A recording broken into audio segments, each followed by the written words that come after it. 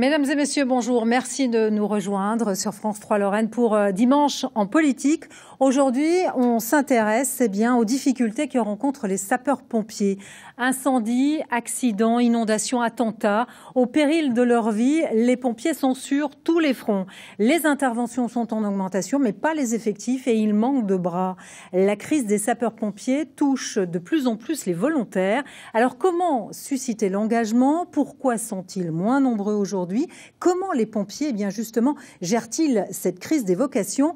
On en débat avec nos invités. Vous pouvez évidemment réagir sur les réseaux sociaux. Le mot-clé s'affiche sur votre écran. Dimple Lorraine est venu nous rejoindre. Tout d'abord, commandant Marcel Dupont, bonjour. Bonjour. Vous êtes sapeur-pompier volontaire et vous êtes chargé justement du recrutement sur l'arrondissement de Sarrebourg-Château-Salins. Vous, sapeur-pompier, c'est un sacerdoce, hein? Oui, donc je suis tombé dedans tout petit. Donc ça fait 35 ans que je suis sapeur-pompier volontaire et que je m'octroie donc justement, on touchera du doigt justement les difficultés que rencontrent les sapeurs-pompiers volontaires. Avec nous également le lieutenant James Maté. Vous êtes chef de centre du centre de secours de Commercy dans la Meuse. Vous aussi, vous avez été pompier volontaire et aujourd'hui vous êtes professionnel, hein. Combien vous êtes comme pompier professionnel et volontaire en Meuse par exemple? Alors, le département de la Meuse, c'est 1200 sapeurs-pompiers volontaires et environ 70 pompiers professionnels répartis sur les centres de secours de Bar-le-Duc et Verdun et à la direction qui se trouve à Bar-le-Duc. Lieutenant-colonel Bertrand Lepouter du SDIS 54 et vous dirigez une vingtaine de centres dans le nord de la Meurthe-et-Moselle. Merci d'être venu nous rejoindre. On verra bien avec vous quels sont les endroits justement dans ce département où la situation est compliquée, tendue. Et puis Stéphane Viry, bonjour. Bonjour. Vous êtes député Les Républicains des Vosges et vous avez justement fait des propositions pour valoriser l'engagement des sapeurs-pompiers volontaires. Alors avant d'engager le débat, je vous propose de regarder ce reportage à Saint-Quirin, en Moselle justement. Pour sauver sa caserne, Madame le maire tire la sonnette d'alarme. Elle a adressé un courrier à tous les habitants pour susciter des vocations. Les pompiers volontaires sont en sous-effectif actuellement. Yves Kreidel et François Cartier. Vérification de la trousse de secours pour Romain avec l'aide de son chef de centre. Tous les deux font partie des pompiers volontaires de la caserne de Saint-Quirin. À 31 ans, cet employé municipal est déjà un soldat du feu très expérimenté. Ça a commencé il y a 13 ans, que je suis sapeur-pompier volontaire. Ça vient de père en fils. Et j'aime le contact avec les personnes et venir en aide à la population du village et des villages alentours. Avec seulement 5 recrues, la caserne est en sous-effectif. Il en faudrait 3 fois plus. Depuis quelques années, le renouvellement des pompiers volontaires est devenu plus difficile en Moselle. Pourtant, le profil de recrutement reste très ouvert. Pour être sapeur-pompier volontaire, qu'on soit homme ou femme, on n'attend pas effectivement un sportif de haut niveau. Ce qu'on veut, c'est qu'effectivement les gens soient dans une bonne condition physique, des aptitudes médicales, entre 16 et 60 ans, un peu de disponibilité, être sur le territoire français, jouir de ses droits civiques et du temps. Pour mobiliser les forces vives de son village, la maire de Saint-Quirin a envoyé un courrier à ses 440 familles. Objectif, sauver sa caserne, un service à la personne qu'elle juge vital. Pour nous, les villages ruraux, il est très important d'avoir des secours à proximité parce que déjà on est à 15-20 minutes de Sarrebourg. Donc il faut que les premiers gestes de secours soient présents. Et puis on est aussi, que ce soit à Bréjulaire ou Saint-Quirin, nous sommes aussi des grandes communes forestières. Donc il faut qu'on ait les moyens à disposition rapidement pour qu'ils soient les feux de forêt. Bon, c'est vrai que c'est surtout des gestes de premier secours. À ce jour, 7 personnes ont fait acte de candidature. Il reste donc toujours possible de s'engager à Saint-Quirin et en Moselle en contactant le service départemental d'incendie et de secours du département. Marcel Dupont, Madame le maire a trouvé? Oui, donc actuellement 7 dossiers déposés sur son bureau. Encore 4 personnes susceptibles de signer l'engagement que je vais rencontrer prochainement pour les inviter à nous rejoindre. Dites-moi, si elle n'avait pas trouvé, ça veut dire qu'il y avait un vrai risque de fermeture de Saint-Quirin? Oui, effectivement, dans ces petits centres reculés dans les milieux ruraux, on a du mal à recruter. Il faut prendre les devants et avoir de l'audace pour essayer de recruter. Dans les Vosges aussi, la situation est dans certains territoires similaire à ce qu'on voit à Saint-Quirin? Dans les Vosges et au niveau national, c'est une tendance à perdre des effectifs de sapeurs-pompiers volontaires, alors que, peut-être y viendrons-nous, le modèle français, le système français de protection repose à titre principal sur le volontariat. Des femmes et des hommes qui viennent s'engager avec dévouement, avec courage, parfois au péril de leur vie. Et on a un modèle français qui actuellement est attaqué. Il faut que ça continue, ce modèle. Bien sûr, parce qu'à défaut, il n'y a pas de plan B. Il n'y a pas d'autre solution pour professionnaliser l'ensemble. Ça coûterait fort cher et ça serait peut-être contre les valeurs qui ont été les nôtres, c'est-à-dire apporter secours et bienveillance à son prochain, à son voisin. C'est un modèle unique en Europe sur lequel je compte beaucoup et c'est la raison pour laquelle je me mobilise autant que possible dans mes travaux parlementaires. Alors, dans la Meuse, dites-moi, James Maté, quelle est la situation aujourd'hui? Elle est compliquée, elle est critique? Le problème de la Meuse actuellement, c'est que nous essayons de fidéliser les sapeurs-pompiers volontaires. Nous avons un effectif qui est constant, de 1200, mais nous formons des jeunes et malheureusement, le territoire n'offre pas assez de travail pour ces jeunes-là. Ils se dirigent vers les grosses agglomérations et nous perdons les jeunes que nous avons formés. C'est pourquoi aujourd'hui, l'objectif du SDIS de la Meuse est de cibler des personnes, disons, qui sont professionnellement installées sur les communes, qui sont propriétaires, et sur lesquels on pourra miser sur du long terme. Et les interventions, elles sont en augmentation, elles sont stables, par exemple, pour un département comme le vôtre? Sur le département de la Meuse, les interventions sont en augmentation d'environ 20%. C'est ce qui se reflète aussi au niveau national. Les interventions pour secours à personne, les carences d'ambulances privées sont un problème national et nous en subissons aussi les conséquences. Comment on explique que les interventions sont en augmentation, Bertrand Lepouter? Parce qu'on voit, par exemple, en Meuse, la population n'augmente pas et pourtant 20% d'augmentation. Alors, comme l'a dit monsieur le député et comme vient de le dire mon collègue le lieutenant Matet, il est clair que le modèle de sécurité civile français fait en sorte que les sapeurs-pompiers, finalement, sont le dernier rempart, finalement, de la détresse, qu'elle soit sociale ou celle pour laquelle, effectivement, les sapeurs-pompiers sont organisés pour le secours d'urgence. Donc, ce qui fait qu'avec l'augmentation des détresses, notamment sociales, on impacte effectivement l'activité opérationnelle des sapeurs-pompiers à l'augmentation, ce qui fait que, notamment en ruralité, la problématique du volontariat est qu'on subit un accroissement de l'activité pour des effectifs qui sont soit stables, voire en diminution, qui finalement engendrent la difficulté qu'on évoque aujourd'hui avec vous. Il y a une solution pour essayer de remédier à cela. Par exemple, vous proposez le 112 comme numéro unique. Ce serait une solution pour soulager un peu les sapeurs-pompiers qui parfois doivent intervenir alors que normalement ils ne devraient pas intervenir. Il y a plusieurs pistes et il faut toutes les maximiser. Avec des collègues, nous allons déposer la semaine prochaine une proposition de loi qui reprend effectivement un certain nombre de solutions, à la fois pour mutualiser, vous parliez du 112, pour mutualiser effectivement les appels et peut-être pour augmenter en efficience, également bien sûr pour soutenir le volontariat, inciter des hommes et des femmes à s'engager, que ce soit par rapport à leur vie personnelle, une bonification peut-être au titre des retraites, ou pour inciter les employeurs à les libérer. Il faut savoir ce que l'on veut par rapport à notre modèle, comme le colonel nous l'expliquait. On a un modèle qui est unique, qui a fait la force de la République, qui néanmoins est attaqué de par les fractures territoriales de notre pays.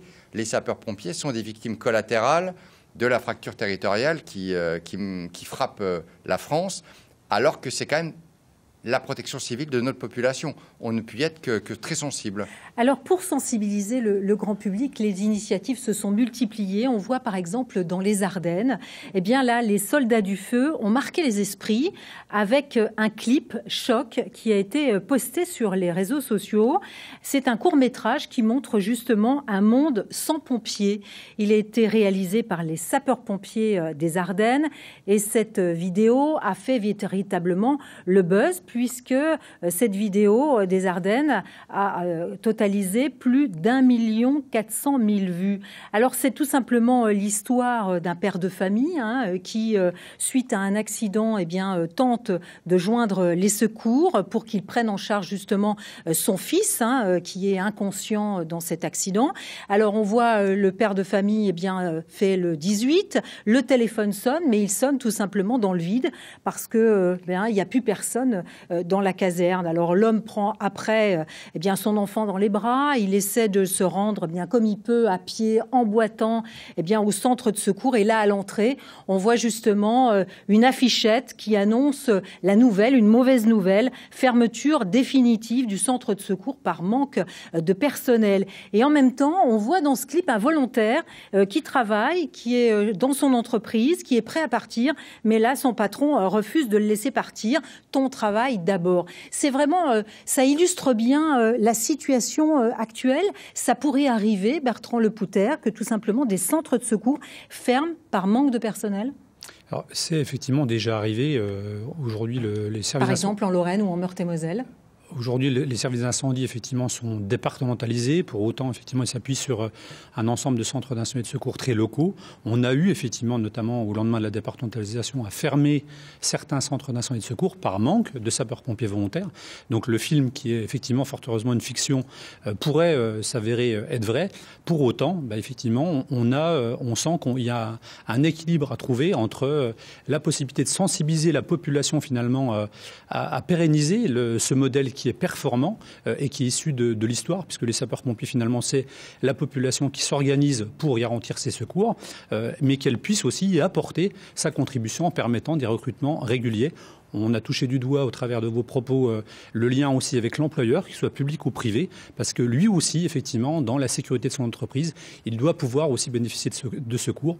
Pour autant, il est une des solutions qui peut régler le problème de la disponibilité des pompiers volontaires en journée. Pourquoi c'est si difficile de mobiliser les volontaires, Marcel Dupont? Eh bien, déjà, on essaye, nous, de changer nos méthodes de recrutement, déjà dans un premier temps. Parce qu'on comprenne bien quand même, c'est très chronophage. On leur demande beaucoup quand même aux pompiers volontaires. Vous ne croyez pas qu'on leur demande un peu trop? Qu'on comprenne bien, il y a déjà 4 ou 5 semaines de formation, c'est ça? C'est ça, oui. Ces formations, il faut les prendre sur ces congés, c'est ça? Congés, donc on met en place des conventions formation avec les employeurs pour essayer d'avoir de la disponibilité sur leur temps de travail pour pouvoir former nos futurs sapeurs-pompiers. Et là, c'est très important. Donc, on a une grosse action au niveau des entreprises et des artisans pour pouvoir libérer leurs sapeurs-pompiers volontaires. Après la formation, il y a évidemment les astreintes. Oui. Ils sont régulièrement sollicités pour être, je sais pas comment ça se passe dans votre territoire. C'est un jour sur deux, une nuit sur deux, une semaine voilà, sur deux. Donc tout dépend comment est organisé le centre, soit par équipe, soit en fonction de leur disponibilité de chacun.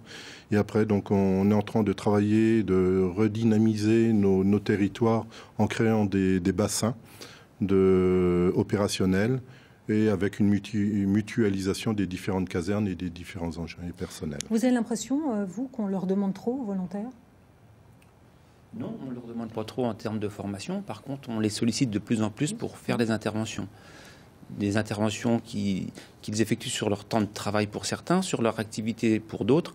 Et tout ça mis bout à bout peut, dans certains cas, faire baisser la motivation de certains agents. Est-ce qu'ils sont indemnisés, si je puis dire, ou pas? Et quel est le montant d'indemnisation? Alors, ils sont effectivement indemnisés, les sapeurs-pompiers volontaires. On parle bien d'une indemnisation. Si effectivement on parle de somme à un sapeur de l'ordre de 7,40 € indemnisé de l'heure d'intervention qu'il fait, alors sachant qu'à côté, effectivement, la disponibilité à son domicile qu'il consacre, sur lequel il reste effectivement auprès de sa famille ou à des activités de loisirs, celles-ci sont généralement pas indemnisées ou peu indemnisées, l'ordre de maxi 9% de la somme que je viens de vous évoquer là. Qu'est-ce qu'il faudrait faire pour que les pompiers volontaires soient davantage mobilisables? Est-ce qu'il faut augmenter justement cette indemnisation? Selon vous, est-ce qu'il y a des pistes de réflexion qui sont à l'étude? Ou qu'est-ce que vous souhaiteriez, vous, par exemple?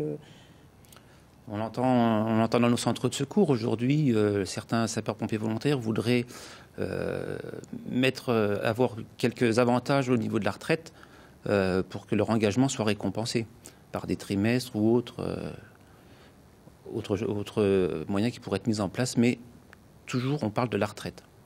Stéphane Viry. Oui, ça fait partie des propositions que je vais soumettre à l'Assemblée nationale prochainement. C'est un engagement noble, mais c'est une charge lourde. Et au-delà de ces incitations financières, la retraite ou autre chose... Mais la retraite, ça voudrait dire combien de trimestres, par exemple, et pour un engagement de combien de temps? De 5 ans, 3 ans, 10 ans, 20 ans? Tout ce calibre, bien sûr, mais effectivement, bonifier l'engagement d'un homme ou d'une femme au préjudice peut-être de sa vie privée ou de sa vie professionnelle me paraît être un acte de solidarité nationale. Après, au-delà de cet engagement et de cette incitation perso, il faut regarder peut-être aussi le cadre. Vous savez, on va quand même de plus en plus vers des actes contre l'uniforme. En 2018, il n'y a autant d'agressions à l'encontre de sapeurs-pompiers, notamment volontaires, qui ne font que de porter secours à autrui. Ça pose une difficulté par rapport à celles et ceux qui voudraient potentiellement s'engager. Et deuxième, une autre difficulté, c'est une tendance parfois, hélas, à judiciariser un acte de sapeur-pompier volontaire. Lorsque la victime peut avoir le sentiment qu'elle a été mal secourue, trop tardivement, ou que sais-je, le réflexe pour certains, désormais, c'est de placer la question devant le procureur de la République. Très souvent, ça ne donne pas suite parce qu'il n'y a pas d'infraction. Mais ces tendances, elles s'accroissent. Et tout cet environnement me paraît être préjudiciable, en fait, à l'engagement des volontaires dont nous avons besoin. Cela a été dit à plusieurs reprises déjà. Les agressions, c'est véritablement une réalité, même en Lorraine ? Alors, les agressions, effectivement, on en a effectivement à déplorer. Effectivement, généralement, plus le territoire est urbanisé et plus les statistiques sont importantes. Pour autant, certains territoires ruraux ne sont pas non plus forcément à l'abri. Encore une fois, même si elle est réelle, il faut pas non plus forcément croire qu'on agresse systématiquement les sapeurs-pompiers volontaires. C'est important parce que dans le message, il faut aussi positiver, notamment vis-à-vis des futurs candidats à l'engagement, car ça reste effectivement déplorable, mais pour autant quand même très limité. Et c'est souvent le fait de personnes qui ne sont pas dans leur état normal parce qu'ils sont sous le coup de substances stupéfiantes ou d'alcool. Les volontaires ont le moral, par exemple, chez vous ? Oui, ils ont le moral, mais il ne faudrait pas que la directive européenne soit mise en place, parce que je pense qu'on irait directement vers la mort du volontariat. Alors qu'on comprenne bien justement sur cette directive, c'est une directive européenne sur le temps de travail, c'est bien ça, qui risque justement d'aggraver la situation. Est-ce que vous pouvez nous expliquer, Bertrand Lepouter ? Ce qu'il est important de noter, c'est que nos sapeurs-pompiers volontaires bénéficient d'un cadre juridique qui leur est propre. Ils ne sont ni des fonctionnaires à temps partiel, ni effectivement des salariés du secteur privé. Donc de ce fait, ils échappent à l'application du Code du travail, notamment des repos nécessaires avant ou après leur engagement en tant que sapeurs-pompiers volontaires dans leur activité.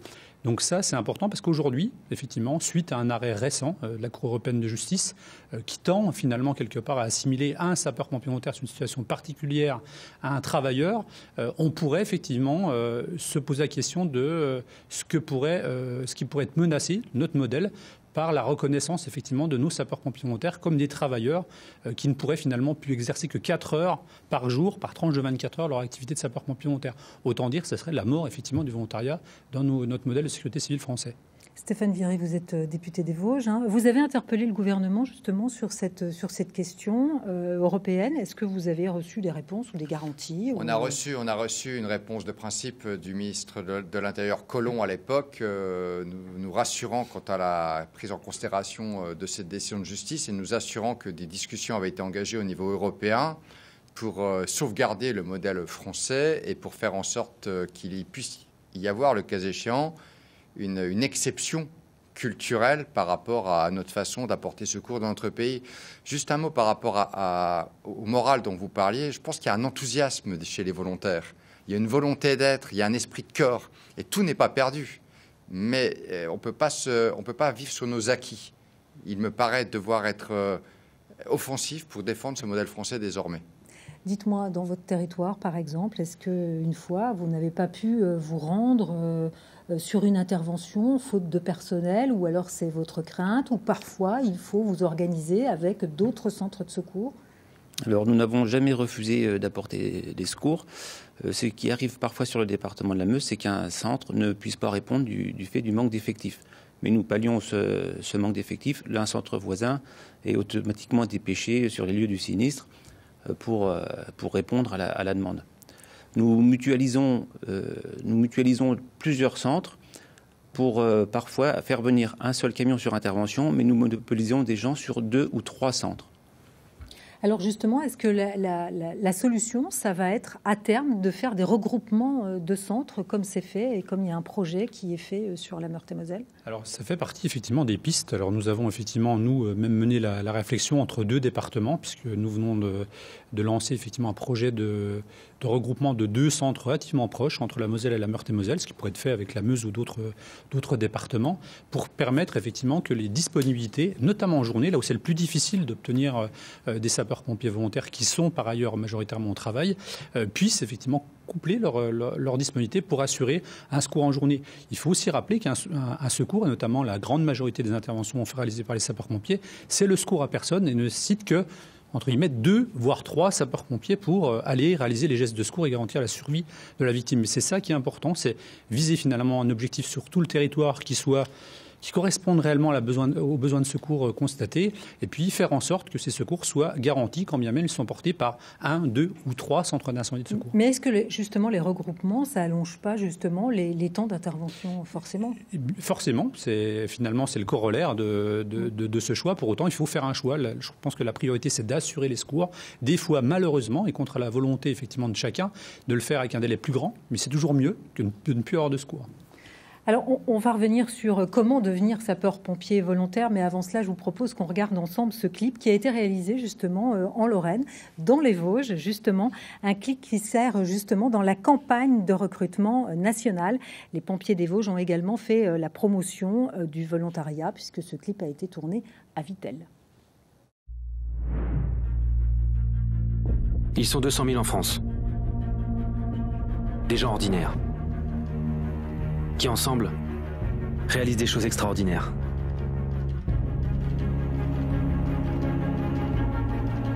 Ce sont des hommes, des femmes. Ils sont artisans, étudiants, cadres, ouvriers ou mères au foyer. Pour certains, ça commence par un accident, par une rencontre. Pour d'autres, c'est l'envie d'être utile, de faire un don de soi. Parce que tôt ou tard, on a tous besoin d'aide. Sapeurs-pompiers volontaires. Vous avez besoin d'eux, ils ont besoin de vous. L'activité de sapeur-pompier volontaire est un engagement citoyen, compatible avec une vie de famille, une activité professionnelle ou scolaire. Vous avez entre 16 et 55 ans. Alors pourquoi attendre ? Alors, comment devenir sapeur-pompier volontaire, dites-moi ? Pour être sapeur-pompier volontaire... Il faut quel âge déjà ? 16 ans minimum. On peut recruter jusqu'à 55 ans. Il suffit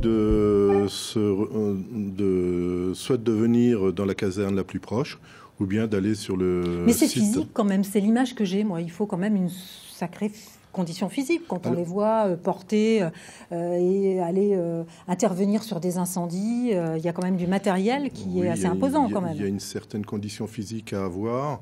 Donc pour le recrutement, il y a 3 tests obligatoires qui sont éliminatoires, notamment la natation, le test de l'échelle à coulisses et puis un test avec un masque de pompier pour voir si les gens sont claustrophobes ou pas. Après, il y a des tests sportifs qui permettent d'évaluer le niveau sportif des candidats, qui n'est pas éliminatoire, mais qui est sous la responsabilité du chaire de centre qui va recruter. Et ensuite, donc, une visite médicale qui va définir l'aptitude globale et définir si le sapeur-pompier est apte ou inapte. Qu'est-ce qu'il faut faire ? Il faut aussi inciter les entreprises, par exemple, à libérer davantage leurs salariés ? Alors encore une fois, c'est une des pistes effectivement, qui est utilisée par les SDIS à l'heure actuelle pour gagner de la disponibilité, notamment en journée. Notamment dans les territoires les plus ruraux, les seuls emplois qui restent, ce sont les agriculteurs ou les employés communaux, comme on a pu le voir sur votre film tout à l'heure. Et ces employeurs-là sont privilégiés, en tout cas en approche de la part des sapeurs-pompiers locaux, pour signer des conventions et permettre que les sapeurs-pompiers volontaires soient libérés en journée. C'est une richesse pour une entreprise d'avoir un sapeur-pompier dans ses effectifs, même si de temps en temps, il faut le laisser partir. Oui. D'ailleurs, le SDIS de la Meuse met en place depuis cette année, sous la houlette du directeur départemental, le colonel Gavel, nous allons au-devant des industriels pour leur proposer nos services, nos conseils en termes de prévention, prévision ou formation secourisme, en échange de quoi on les sensibilise pour l'importance de nous libérer les sapeurs-pompiers volontaires. Quand nous intervenons dans une entreprise nous préservons l'outil de travail et par conséquent, nous préservons les emplois. C'est le message que nous essayons de faire passer aux industriels du secteur. Alors, les politiques aussi, vous vous activez pour essayer de trouver des solutions, pour inciter les entreprises. Il faut des carottes fiscales peut-être ? Alors, en tout état de cause, il faut effectivement des incitations d'une part à l'engagement d'hommes et de femmes. Donc ça, c'est aux sapeurs-pompiers d'être attractifs, mais ça, ils le sont. Et il y a beaucoup de produits, les jeunes sapeurs-pompiers, enfin, il y a un dynamisme, il y a une volonté de faire dans ce corps assez remarquable. Après, il faut peut-être qu'effectivement les entreprises comprennent que c'est également dans leur intérêt, et une entreprise, elle a aussi ses obligations comptables, son chiffre d'affaires, donc qu'il puisse y avoir, le cas échéant, au titre de la solidarité nationale, une rétribution de cet acte. Alors ça peut être par un crédit d'impôt, ça peut être par une exonération de charges sociales. Tout doit être mis sur la table, parce que comme je le disais il y a un instant, on ne peut pas continuer comme avant, on n'y arrivera pas, et on va finir par faire tomber ce modèle qui se fragilise chaque mois un peu plus. Alors très rapidement, en quelques secondes, il y a aussi beaucoup de satisfaction à être sapeur-pompier professionnel et volontaire, évidemment. Fort heureusement, effectivement, les sapeurs-pompiers de manière générale, que ce soit professionnels et volontaires, sont motivés avant toute chose par l'aide et le secours qu'ils apportent. Merci en tous les cas d'avoir apporté votre point de vue. On a touché du doigt justement les satisfactions mais aussi les difficultés de votre métier. Merci pour votre engagement à tous. On rappelle, les pompiers donc ont besoin de vous, ils ont besoin de bras. Dimanche Champ Politique continue sur France 3 Lorraine avec Francis Letellier. Avant cela, un point sur l'actualité avec Régis Godu. Excellente journée sur la 3.